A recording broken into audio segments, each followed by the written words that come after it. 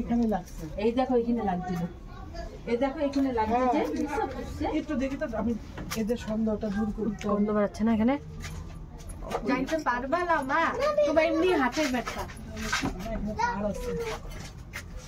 যাইও না। আমি যখন দেখছি আসন একদম হলুদ ছিল, এই যে আসন পুষছে পরে, আসন পরে পুষছে, আসন যদি আগে লাগতো তাহলে আসনের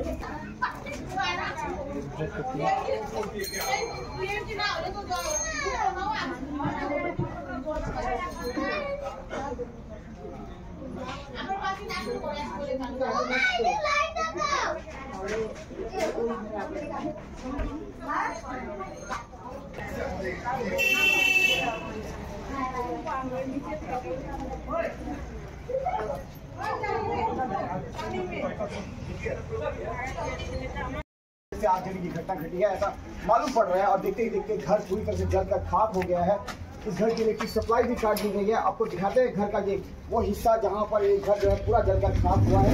उस वक्त घर के भीतर लोग थे जो पूरी तरह से इस तरह से बच गए और ये आगजनी की घटना घर के भीतर घटी है। ये वो घर का हिस्सा आप देख पा रहे हैं, पूरी तरह से आग के हवाले कुछ भी नहीं बचा पाना एकदम संभव नहीं हुआ है। ये वो घर है जो लकड़ी का बना हुआ घर है, काफी पुराना घर है और जो आगजनी का शिकार हुआ है।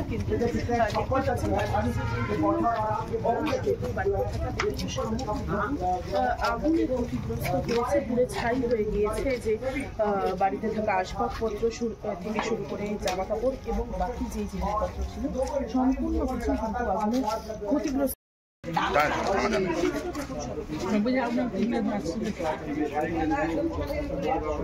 ये सुमित খাবারটা একটু নিয়ে দিয়ে যাবে এখানে, কম্বল লাগবে নাকি?